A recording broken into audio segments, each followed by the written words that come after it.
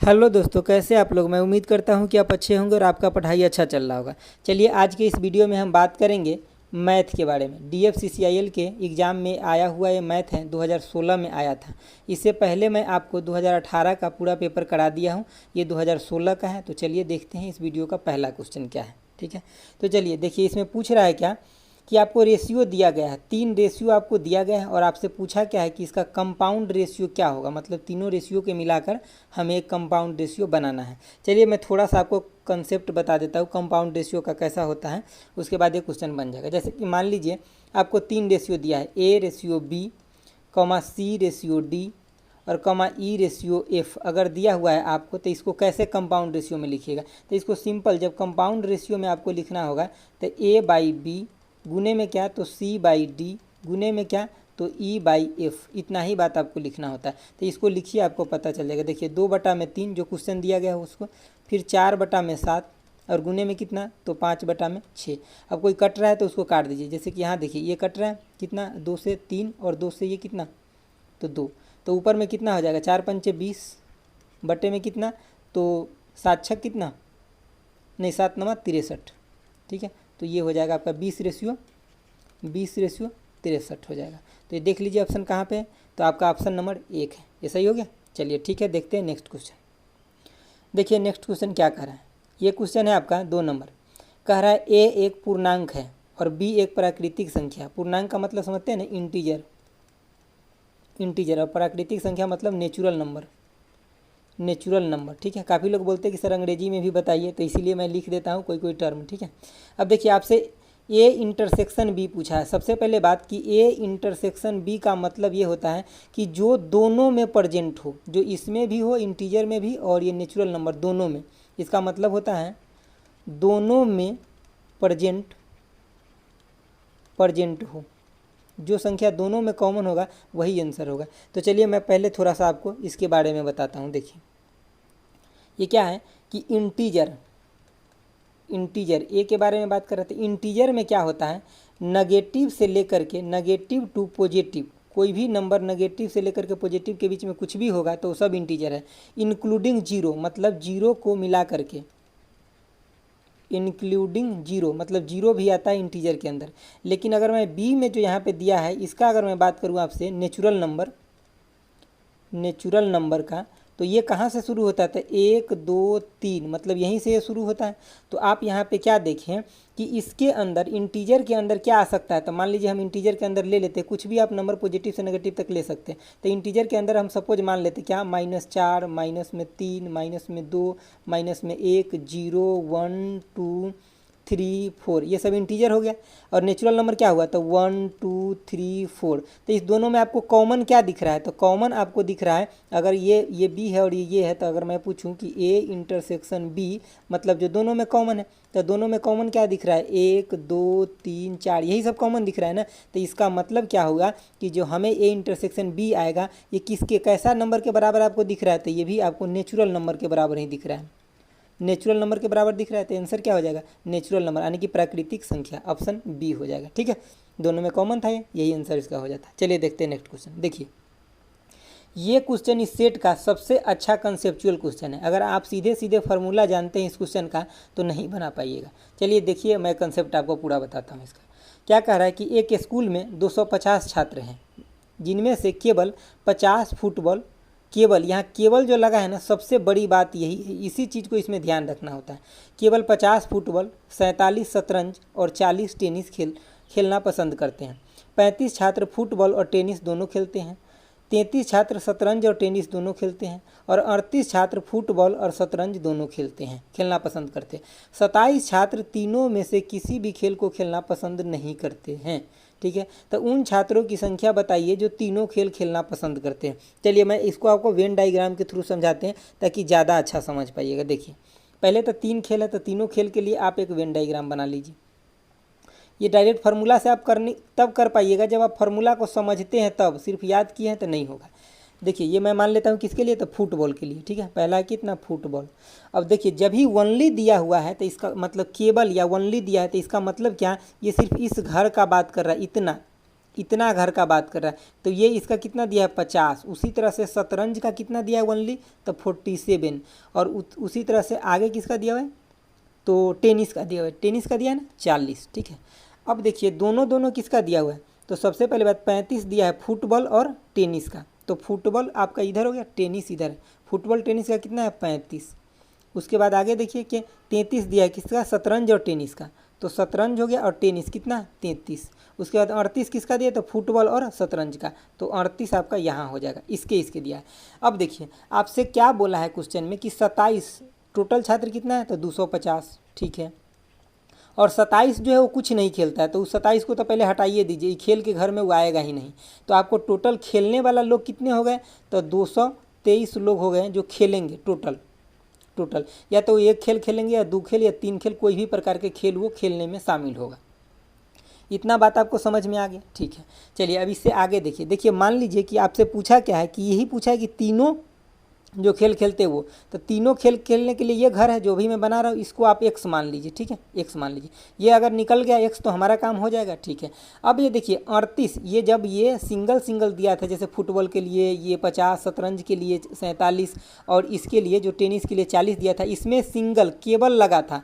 लेकिन ये दोनों वाला दिया है, इसमें केबल नहीं लगा है, केबल नहीं लगा। इसके मतलब क्या हो गया कि ये घर यहाँ तक कवर कर रहा है, यहाँ तक ये पूरा घर कवर कर रहा है। उसी तरह से ये वाला भी पूरा घर कवर कर रहा है, उसी तरह से ये वाला भी पूरा घर कवर कर रहा है। अब बात समझ रहे हैं ना। चलिए मैं अगर थोड़ा कलर करके आपको बता दूँ, नहीं चलिए आप समझ गए होइएगा। ठीक है, इतना ये पूरा कवर कर रहा है। अब इसे थोड़ा नीचे आप देखिए, आपको टोटल क्या मिला यहाँ पे, जो कोई ना कोई खेल खेल रहा है, तो वो मिला आपको 223। तो 223 इजकल टू में आपको क्या करना है कि आपको ये सब अब जोड़ना है। तो देखिए अगर इतना सिर्फ आप जहाँ मेरा माउस चल रहा है वहाँ देखिए, सिर्फ इतना जोड़िएगा तो क्या हो जाएगा 50 फुटबॉल में। उसी तरह से शतरंज में केवल कितना, तो 47। उसी तरह से अगर मैं केवल बात करूँ आपको टेनिस का, तो कितना 40। अब देखिए ये दोनों, अब ये जो यहाँ पे बात कर रहा है 35, जैसे फुटबॉल और प्लस में टेनिस का 35, तो इसमें क्या आएगा, एक्स भी आएगा। तो अब अभी इस एक्स का हम बाद में घटा लेंगे, लेकिन अभी अगर मैं बात करूँ तो इसके लिए कितना हो जाए, ये तो 40 था, इसके लिए कितना 35, प्लस में इसके लिए कितना 33, प्लस में इसके लिए कितना, तो 38। अब ये टोटल के टोटल जुड़ा गया इसमें, लेकिन ये एक्स कई बार काउंट आ गया, तो एक्स तो एक बार इधर से भी काउंट आ गया, एक बार इधर से भी काउंट आ गया और एक बार इधर से भी काउंट है, 3 साइड से काउंट आ गया।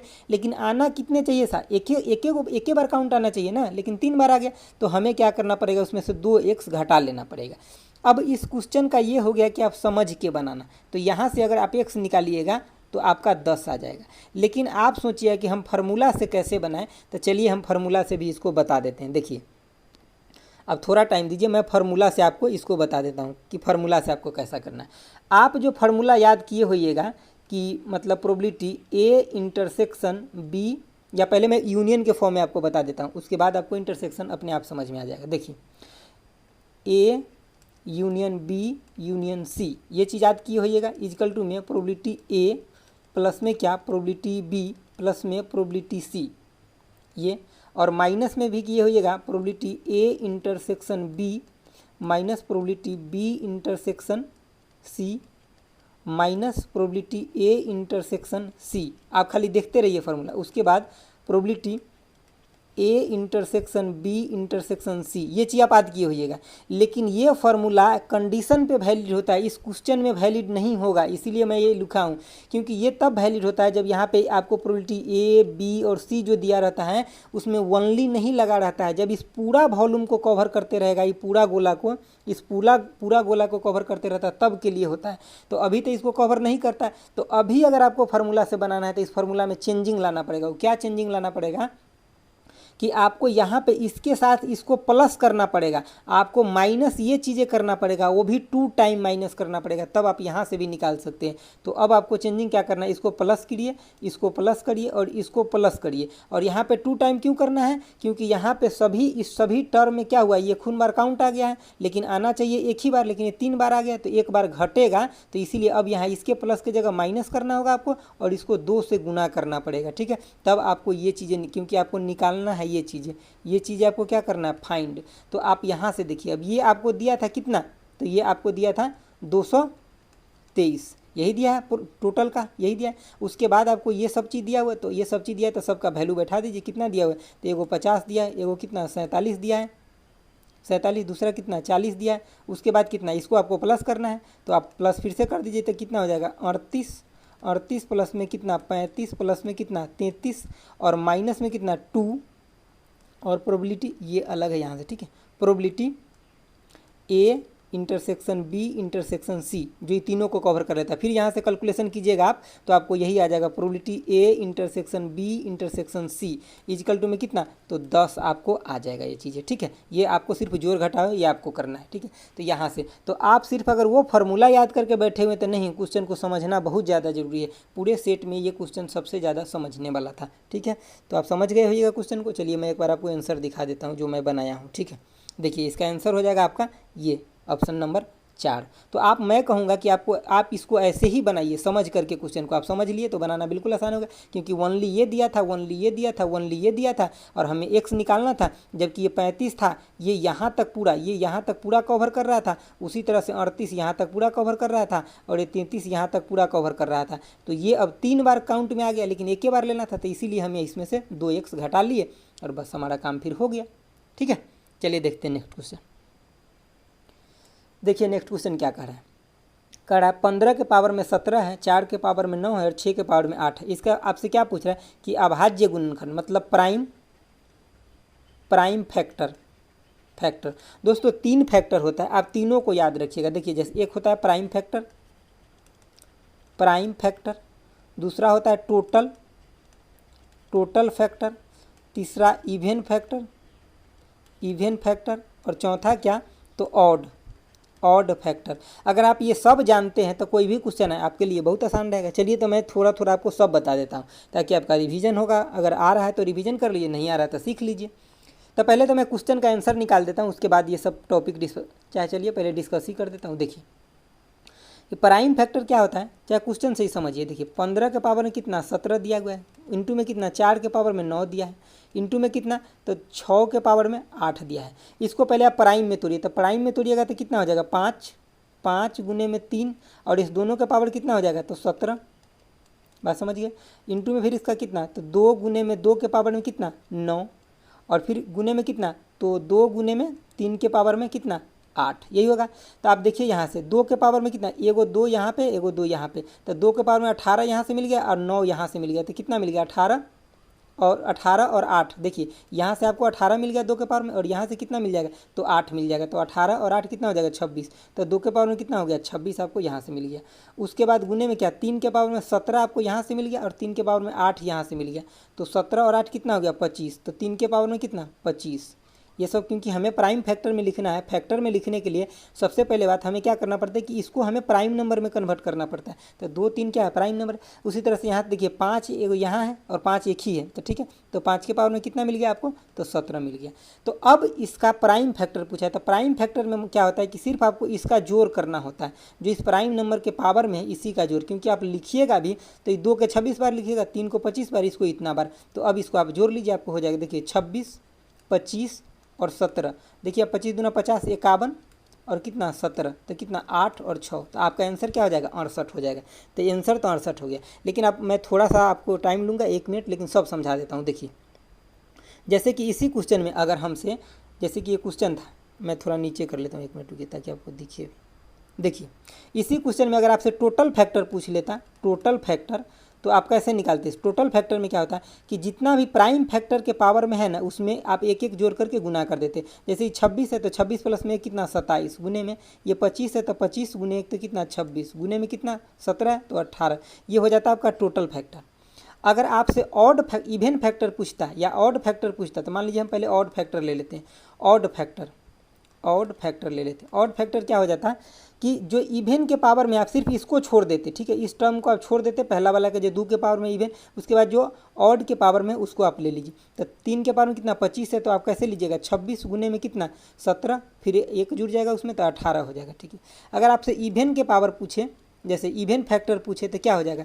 इवन फैक्टर में क्या करना पड़ता है कि जो इवन नंबर है ना, इसका पावर जितना है उतना ही लेना होता है। जो फर्स्ट इवेन नंबर है 2, इसके पावर में जितना है उतना ही लीजिए, तो कितना हो जाएगा 26। और गुने में क्या, अब फिर सबके पावर जैसा है वैसा सेम सिचुएशन चलेगा जैसा पहले चल रहा था। तो 25 है तो क्या हो जाएगा 26, गुने में कितना, तो 18।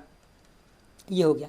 अब एक चीज़ आप और ध्यान में रखिए, क्या कि जब भी आपको फैक्टर का क्वेश्चन आए तो अगर आपको एक भी पता हो गया ना तो दोनों तीनों पता हो जाएगा, क्योंकि टोटल फैक्टर इक्वल टू क्या होता है कि ऑड फैक्टर प्लस में क्या, इवन फैक्टर होता है। ठीक है, अगर आपको इतना बड़ा क्वेश्चन से समझ में नहीं आया है तो मैं एक छोटा क्वेश्चन से आपको समझा देता हूँ, क्योंकि देखिए आप समझे रहिएगा वही चीज़ आपको एग्जाम में काम आएगा, दूसरा कुछ नहीं काम आएगा। ठीक है, देखिए सपोज कीजिए कि मैं, फैक्टर का मतलब क्या होता है कि उस नंबर से वो चीज़ें डिविजिबल होना चाहिए, यानी कि भाज्य होना चाहिए। ठीक है, जैसे कि अगर मैं 12 लेता हूँ, ठीक है, तो अगर 12 एक नंबर लिया हूँ तो इसको अगर मैं बोलूँगा फैक्टर कैसे तोड़िएगा, तो आप बोलिए क्या कि 2 के पावर 2 गुने में 3, यही हो गया। तो 2 के स्क्वायर और 3 के पावर में 1 हो गया। ठीक है, तो अगर मैं इससे टोटल फैक्टर पूछूँ तो आप क्या बताइए कि 3 गुने में कितना 2, तो कितना हो गया 6 हो गया।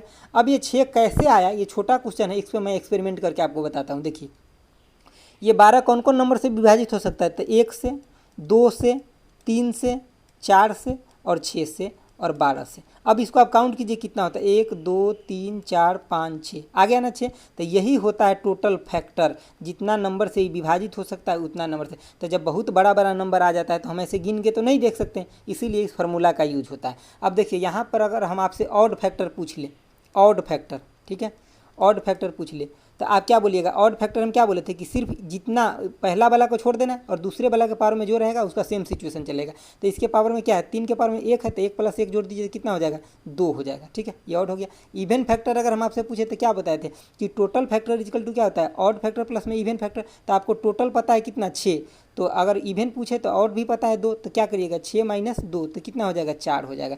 तो आप सभी कुछ समझ गए होइएगा। ठीक है, चलिए देखते हैं नेक्स्ट क्वेश्चन। देखिए क्वेश्चन क्या कह रहा है, ये तो आसान क्वेश्चन है, बट देखिए आप भी। कह रहा है एक व्यक्ति 10 मिनट में 15 किलोमीटर प्रति घंटा की गति से एक निश्चित दूरी तय करता है। यदि उसी दूरी को, मतलब दूरी कांस्टेंट हो गया, डी इक्वल टू में कांस्टेंट हो गया यहाँ पे, उसी दूरी को 12 मिनट में तय करना चाहता है तो उसका स्पीड क्या होगा। सबसे पहले बात आप क्या जानते हैं, वी इक्वल टू में डी/टी होता है, और ये अगर कांस्टेंट हो गया इसका मतलब क्या, वी इंटू में टी जो पहले का था और फिर इक्वल टू वी इंटू में टी जो बाद का है। तो पहले का क्या था, तो 10 बटा में कितना, इसको घंटा में कर लीजिएगा तो 60, गुने में कितना तो 15, इक्वल टू में क्या, तो पहले कितना मिनट में 12 बटा में कितना तो 60 और गुने में कितना, तो अब भी पूछ रहा है आपसे तो भी, तो यही देख लीजिए यहाँ पे 5 हो जाएगा, 5 से इसको काट लीजिए कितना 12। अब इसको काट लीजिए आपको आराम से 12.5 आ जाएगा, भी इक्वल टू में कितना 12.5 किलोमीटर पर आवर आ जाएगा। ठीक है, चलिए देखते हैं नेक्स्ट क्वेश्चन। नेक्स्ट क्वेश्चन क्या है, देखिए ये कह रहा है कि यदि 3/4 कार्य 10/3 दिन में पूरा किया जा सकता है तो शेष बचा हुआ कार्य कितने दिन में पूरा किया जा सकता है। देखिए सबसे पहले बात तो 3/4 कार्य को पूरा करता है। अगर आप मान लीजिए कि टोटल कार्य 4 है और 3 काम कोई कर दिया तो शेष कितना बचा, शेष जो बचेगा वो कितना बचेगा, 1 कार्य बचेगा। तो यहाँ पे देख लीजिए तो एक एक नियम पे बन जाएगा। जैसे कि 3 कार्य को करने में इसको कितना दिन लगता है, 10/3 दिन, तो 1 कार्य के लिए 10/3 डे, तो 1 कार्य करने के लिए कितना लगेगा, तो 10/3 गुने में 3 यही लगेगा, तो कितना 10/9 डे लग जाएगा इसका। ठीक है, आप समझ गए इसको। चलिए देखते हैं नेक्स्ट क्वेश्चन। देखिए नेक्स्ट क्वेश्चन क्या है कि 2 रेलगाड़ी यानी कि 2 रेल एक दूसरे के विपरीत दिशा में जा रही हैं। दोनों रेलों के गति 105 किलोमीटर प्रति आवर है, 120 किलोमीटर प्रति आवर है। एक दूसरे के संबंध में दोनों रेल की सापेक्ष गति क्या होगा, यानी कि रिलेटिव वेलोसिटी पूछ रहा है। आपको क्या पता है कि जब भी अगर दोनों अपोजिट डायरेक्शन में, एक जा रहा है इधर की तरफ और एक जा रहा है इधर की तरफ, मान लीजिए ये V1 है और ये V1 हो गया अपना, ठीक है, और ये V2 हो गया। अगर अपोजिट डायरेक्शन में जा रहा है तो रिलेटिव वेलोसिटी यानी कि सापेक्ष, रिलेटिव वेलोसिटी यानी कि सापेक्ष गति जो होगा कितना होगा, V1 प्लस में V2। अगर ये दोनों सेम डायरेक्शन में जाते होता है, ये भी इधर से और ये भी इधर से जाते होता है, ये होता V1 और ये होता V2, तो इसमें पूछा जाता है कि किसके रेस्पेक्ट में पूछा, मान लीजिए कि V1 के रेस्पेक्ट में पूछता है या V2 के रेस्पेक्ट में पूछता है, तो हम क्या करते हैं यहाँ पे रिलेटिव वेलोसिटी क्या हो जाता है, तो V2 माइनस में V1। अगर V2 के रेस्पेक्ट में पूछता तब, अब V1 के रेस्पेक्ट में पूछता तो फिर क्या होता है, V1 माइनस में V2 हो जाता, जब अपोजिट डायरेक्शन में होता तब, मतलब सेम डायरेक्शन में होता तब। ठीक, ये तो अपोजिट डायरेक्शन में ही बन गया, सेम डायरेक्शन में होता तब ऐसे होता, ये ऐसे नहीं होगा। ठीक है, सेम डायरेक्शन में होगा तब। ये रिलेटिव है सेम के लिए और ये हो गया अपना अपोजिट के लिए, ये हो गया अपोजिट। अपोजिट के लिए। यहाँ डायग्राम थोड़ा मिस हो गया, ठीक है। ये हो गया सेम डायरेक्शन, सेम डायरेक्शन के लिए। अगर V2 के रेस्पेक्ट में पूछता तो ये हो जाता V2 माइनस V1, V1 के रेस्पेक्ट में पूछता तो V1 माइनस V2 हो जाता। लेकिन हमें अपोजिट के लिए पूछा है तो ये हो जाएगा V1 प्लस में V2 हो जाएगा। तो यहाँ कितना हो जाएगा, तो 105 प्लस में 120 हो जाएगा, तो कितना हो जाएगा 225 किलोमीटर पर आवर। तो ऑप्शन आपका 4 हो जाएगा, ठीक है। तो ये बस रिलेटिव वेलोसिटी का कंसेप्ट याद रखिए, क्योंकि होता क्या है कभी कभी पूछ लेता है, कभी कभी ऐसे, ये तो नॉर्मल पूछा है, लेकिन जब वो ट्रेन का जब क्वेश्चन देगा ना तो उसमें और कुछ लगा करके देगा, जैसे कि उसका लेंथ दे देगा, प्लेटफॉर्म का लेंथ दे देगा, कुछ से कुछ दे देगा, तो वहाँ पर आपको ये ज़्यादा यूजफुल होता है, ठीक है। चलिए देखते हैं नेक्स्ट क्वेश्चन। देखिए नेक्स्ट क्वेश्चन क्या कह रहा है पहली 1947 विषम संख्याओं का औसत क्या होगा। तो देखिए ये क्या होता है कि n विषम संख्या का औसत कितना होता है, तो n ही होता है। n विषम संख्या का औसत n ही होता है। तो इसका आंसर क्या हो जाएगा 1947 ही हो जाएगा। मैं एक एग्जांपल लेके आपको बताया, तो मान लीजिए कि हम विषम संख्या ले रहे हैं, कितना 1, 3, 5 और 7, 4 को विषम संख्या ले लिए, कितना है 4 को है विषम संख्या।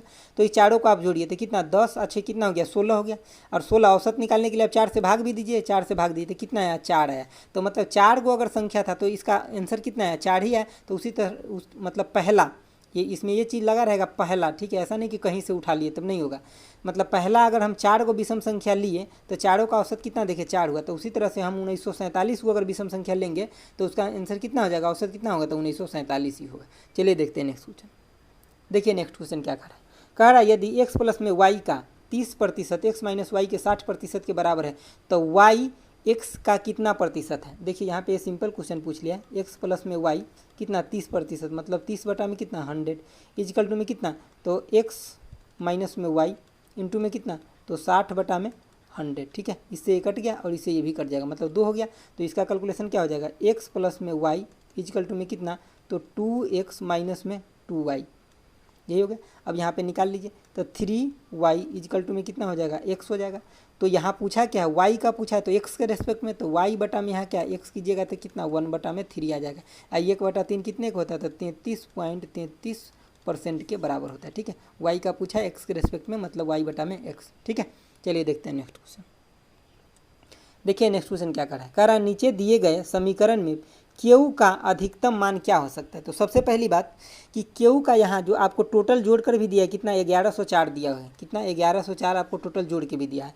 तो अगर हम मान लिए Q का हमें अधिकतम मान पूछा है तो जो अदर जो 2 है उसका हम पहले क्या पुट करें, तो सबसे न्यूनतम पुट करें, क्योंकि यहाँ हम सबसे मिनिमम लेंगे मिनिमम, और यहाँ भी क्या करें मिनिमम लेंगे मिनिमम, तभी तो यहाँ हम अधिकतम ले सकते हैं, क्योंकि और टर्म को हम अगर मिनिमम करेंगे तो इसको मैक्सिमम लेंगे। तो हमें एक इतना पुराना, अब ये भी ध्यान रखना यहाँ पे वो ऑप्शन 10 भी दिया है, तो अगर हम यहाँ पे 10 लेते हैं तो ये तो ऐसे ही 5200 हो जाएगा, मतलब 5100 हो जाएगा, जबकि हमें सब का सम कितना 1100 पुराना है। इसके मतलब क्या हमारा जो नंबर होगा वो यूनिट डिजिट में होगा। तो अगर हम यहाँ 0 ले लेते हैं पी के जगह तो ये कितना हो जाएगा 304, और आर के जगह भी 0 ले लेते हैं तो कितना हो जाएगा 208 हो जाएगा। तो ये हमें कितना दे दिया, तो ये दे दिया हमें कितना 12 और ये कितना 5, तो 512 तो हमें निकल गया। अब इसे 1104 में से आप कितना घटा दीजिए 512 घटाइए। 500 जब 12 घटाते तो आपको क्या यहाँ पे मिला 2 मिला, और ये कितना 9 मिलेगा, ठीक है।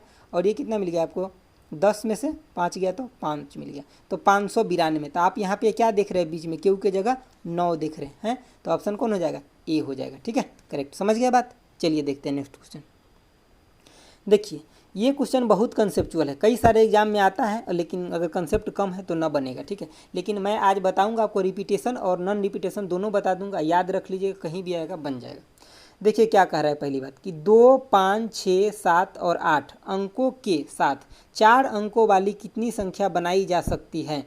इस बात को ध्यान रखना है कि अंकों को दोहराया जाने की अनुमति नहीं है, इस बात को ध्यान रखना नहीं है अनुमति, मतलब रिपीटेशन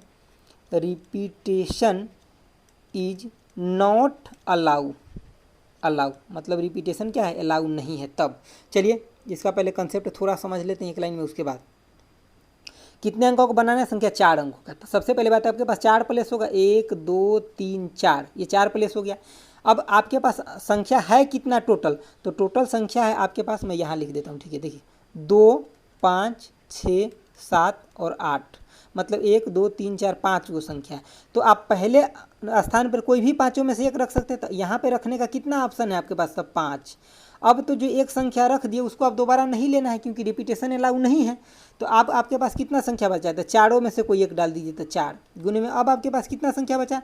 तो 3, तीनों में से कोई एक डाल दीजिए। अब आपके पास कितना संख्या बचा? तो 2, दोनों में से कोई एक डाल दीजिए। तो इसका मल्टीप्लिकेशन जो होगा यही हो जाएगा आंसर। तो कितना होगा? 4 पंचे 20 और 20 गुने में 6, तो कितना हो जाएगा? 120 हो जाएगा आंसर। तो 120 जहाँ भी होगा ऑप्शन ए हो जाएगा।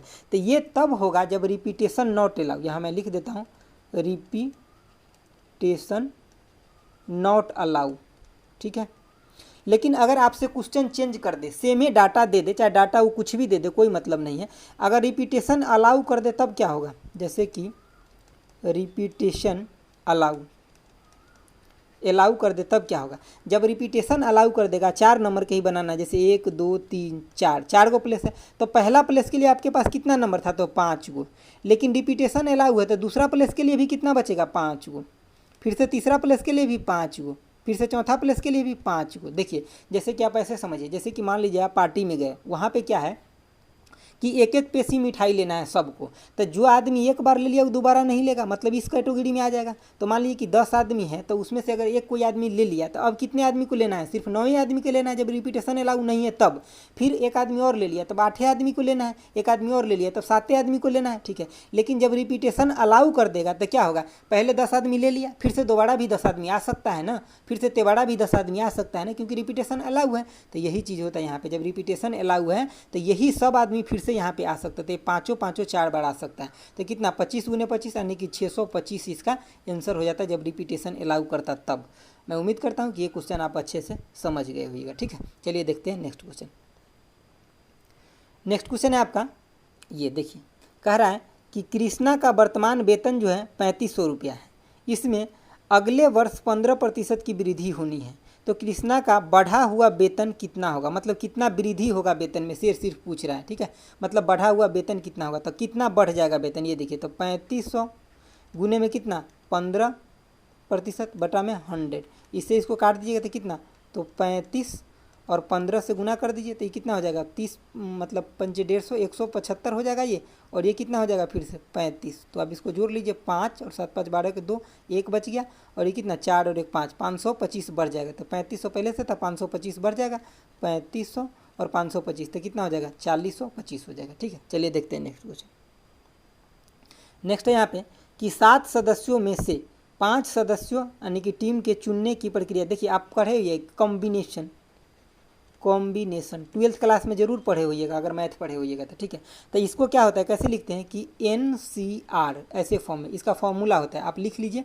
जैसे कि इसका होता है n फैक्टोरियल बटे में क्या होता है कि n माइनस में r का फैक्टोरियल और फिर से r का फैक्टोरियल होता है। तो n यहाँ पे क्या है? टोटल नंबर ऑफ सदस्य, और 5 क्या है? जिसको आपको चुनना है, यही r, ये होता है 5, ये चुनना है 100, और ये कितना होता है?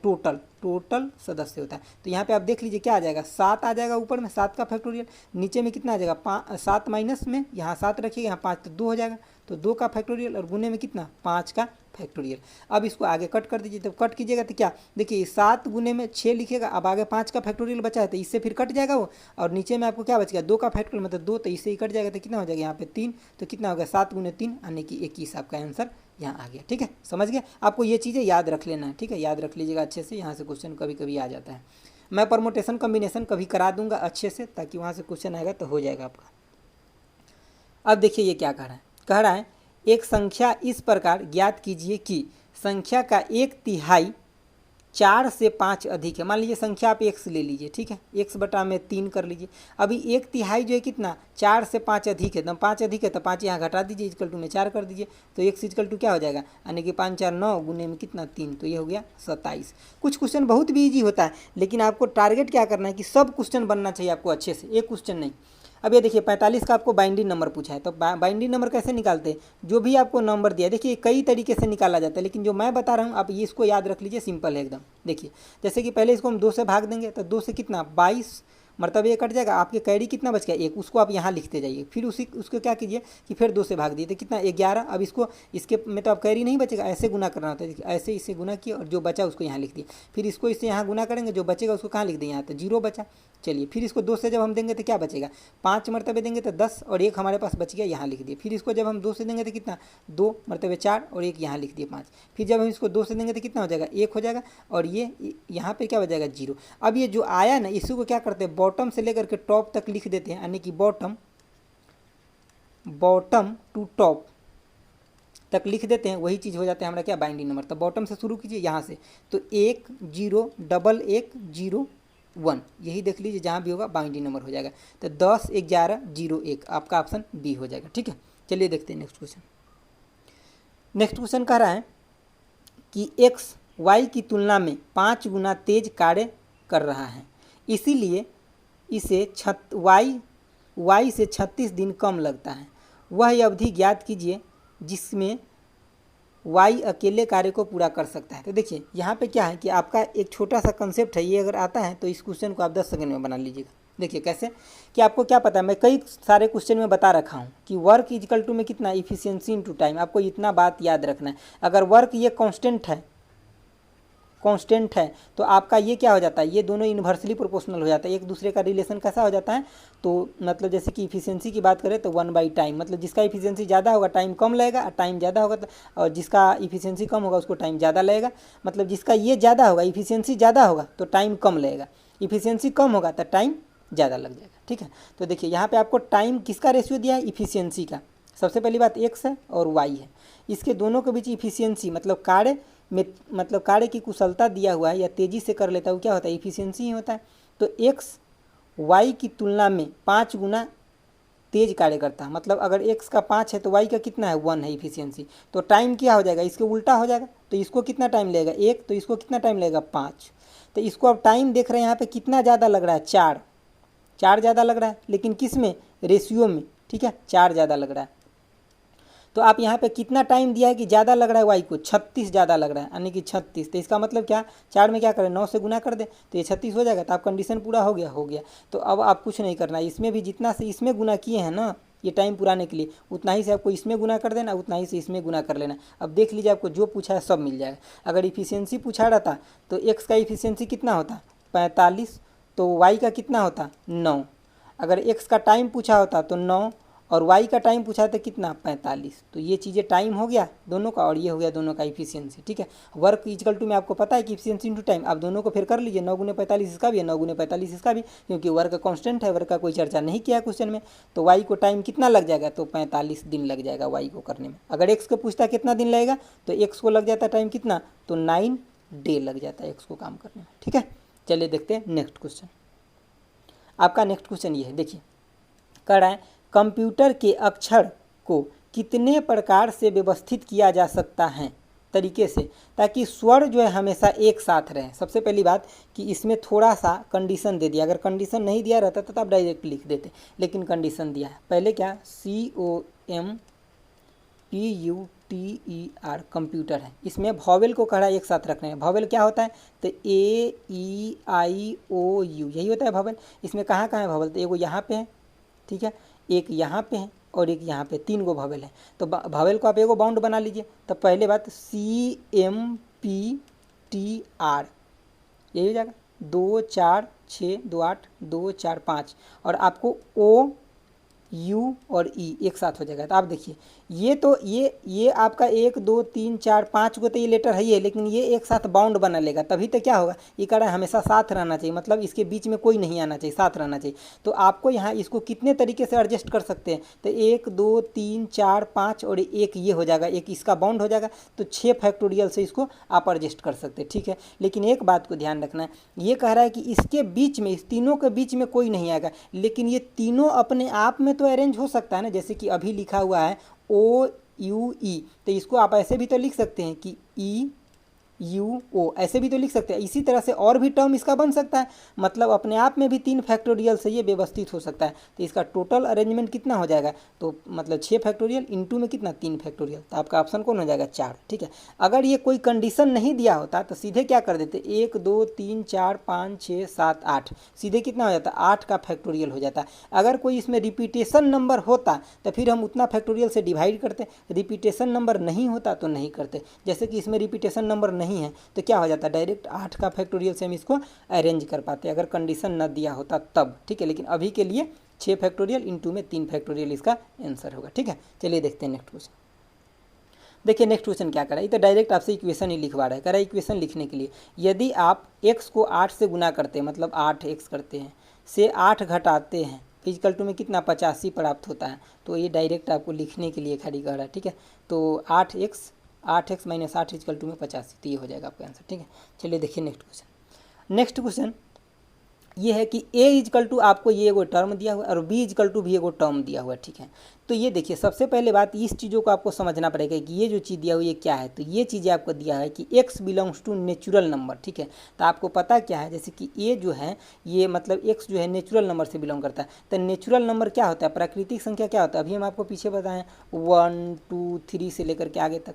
अब यहाँ b जो है क्या होल नंबर की बात कर रहा है, b जो है कैसा w दिया मतलब होल नंबर से बिलोंग करता है। तो होल नंबर में क्या आ जाता है 0 1 2 3 4 इसी तरह से आता है। तो आपसे पूछा क्या है कि a माइनस बी का सेट जो होगा वो कैसा होगा। तो आप यहाँ क्या देख रहे हैं, एगो में 1 2 से लेकर के आगे तक इन्फिनिटी तक जा रहा है, एक में 0 से लेकर के इन्फिनिटी तक जा रहा है। तो अगर दोनों का आप घटाइएगा तो क्या मिलेगा, 0 सेट मिलेगा, 0 सेट मिलेगा आपके पास। ठीक है, क्योंकि आप दोनों में कॉमन क्या मतलब अगर दोनों को घटाइएगा तो 0 सेट ही मिलेगा ना, 0 मिला मतलब 0 सेट मिलेगा। ऑप्शन नंबर 4 हो जाएगा। ठीक है, चलिए देखते हैं नेक्स्ट क्वेश्चन।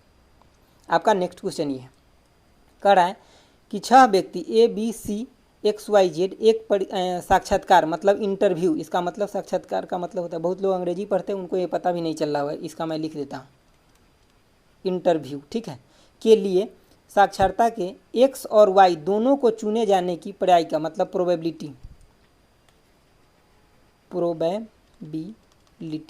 मतलब दोनों के चुने जाने की प्रोबेबिलिटी क्या है। सबसे पहली बात कि 6 लोग हैं। ठीक है, तो एक को चुने जाने की प्रोबेबिलिटी क्या होगा, मैं पूछूंगा कि 6 है ABC XYZ, तो x को चुने जाने का प्रोबेबिलिटी क्या होगा, तो 1/6। उसी तरह से y के चुने जाने का प्रोबेबिलिटी क्या होगा, तो 1/6। उसी तरह से z का चुने जाने का मतलब सबका 1/6 होगा, 1/6 होगा, 1/6 होगा, सबका प्रोबेबिलिटी चुने जाने का, अगर अलग अलग पूछें तब। लेकिन अगर दोनों को एक साथ पूछे तो क्या हो जाएगा कि x और y का प्रोबेबिलिटी अगर एक साथ पूछे तो 1/6 गुने में 1/6 यानी कि 1/36 हो जाएगा कि दोनों चुना जाएगा इसका प्रोबेबिलिटी। तो आपका ऑप्शन क्या हो जाएगा 1 हो जाएगा। ठीक है, तो दोस्तों इस सेट में इतना ही क्वेश्चन था, ये टोटल क्वेश्चन था जो 2016 में मैथ का क्वेश्चन पूछा गया था। आप अगर प्रीवियस ईयर जब तक अच्छे से नहीं देखते तब तक आप कैसे अनुमान लगाइएगा कि हम कहाँ से पढ़े, कौन टॉपिक आता है। ठीक है, तो मैं आपको इसको अच्छे से करा दिया हूँ, आप मेरे साथ बने रहिए। मैं सभी क्वेश्चन आपको अच्छे से कराऊंगा, जो भी कराऊंगा वो इफेक्टिव कराऊंगा, ऐसा नहीं कि कुछ भी दे करके आपको नहीं जाऊँगा। ठीक है, और हर क्वेश्चन में मैं जहाँ भी कंसेप्ट होता है उसको डिस्कस करता हूँ, इसलिए क्योंकि सेम क्वेश्चन आएगा कि नहीं पता नहीं, लेकिन सेम कंसेप्ट पे क्वेश्चन आएगा, मतलब एकदम मतलब समझिए कि गारंटी है कि सेम, मतलब जैसे कि वो पूछा है जो 2 बार 3 बार का उनका ट्रेंड है तो उसी ट्रेंड पे क्वेश्चन पूछेगा ना, तो आपको मतलब आगे पीछे दाएं बाएं आपको अगर पता रहेगा क्वेश्चन का तो आप आराम से क्वेश्चन को कर ले जाइएगा। ठीक है, तो अगर आपको अच्छा लगा ये वीडियो तो लाइक कर दीजिए। ठीक है, और दोस्तों को शेयर करना ना भूलिएगा। तो thanks for watching, okay bye, जय हिंद दोस्तों।